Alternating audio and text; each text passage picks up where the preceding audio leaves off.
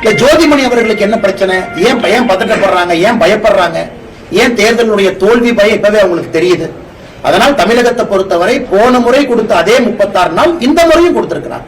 போன முறையும் நமக்கு 13-14 நாள் கேப் இருந்துச்சு நோட்டிபிகேஷனுக்கு.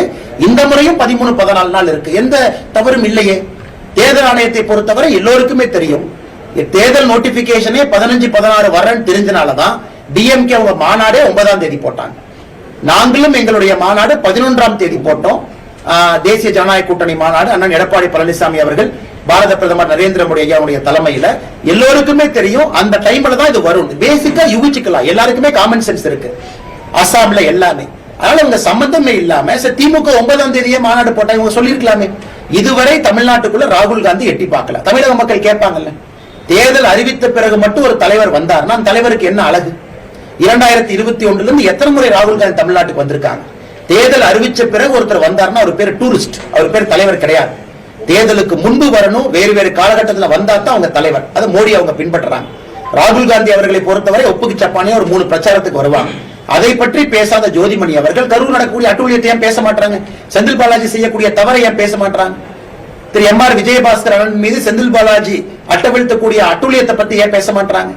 பாரதிய ஜனதா கட்சியினுடைய தலைவர்கள் மீது நடக்கக்கூடிய அதிகார துஷ்பிரயோகத்தை பத்தி ஏன் பேச மாட்டாங்க? என்ன நேர்மையான தலைவர் அவங்க. இதெல்லாம் பேசியிருந்தாங்கன்னா ஜோதிமணி அக்காவை பாராட்டுறேன். எதுவுமே பேசாம எலெக்ஷன் கமிஷன் பிஜேபியினுடைய கைப்பாவை என்று சொல்வது எப்படி ஏத்துக்க முடியுங்கண்ணா? கோவையில் அண்ணா அவர் சொல்றதுல ஒரு கருத்து எடுத்துக்கலாமாங்கண்ணா? திரு இளங்கோவன் அவர்களை பொறுத்தவரை அவர் ஒரு விஷயத்தை புரிஞ்சுக்கணும். நேத்திலிருந்து முந்தா நேத்திலிருந்து திராவிட முன்னேற்ற கழகம் ஒரு பதட்டத்தில் இருக்காங்க. அவங்க எப்படி ஜெயிக்க போறாங்க? கம்யூனிஸ்ட் கட்சி கூட்டணி பேச்சுவார்த்தையிலிருந்து கிட்டத்தட்ட வெளியே போயிட்டாங்க.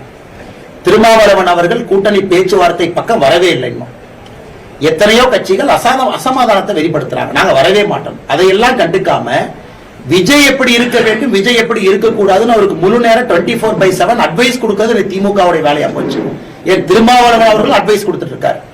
4 நாளைக்கு முன்னாடி திருமாவளவன் அவர்களை பொறுத்தவரை விஜய் RSS ஆள்.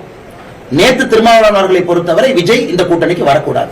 அப்ப ஏதோ ஒரு முடிவெடுத்து திருமாவளவன் சொல்லட்டும். அது எப்படி 4 நாளுக்கு முன்பு RSS உறுப்பினராக இருக்கக்கூடிய விஜய் திருமாவளவனை பொறுத்தவரை எப்படி நேத்து வரக்கூடாதுன்னு சொல்லுவாரு? அதனால தெரியலீங்கன்னா தேவையில்லாத கருத்துக்களை வைக்கிறாங்க.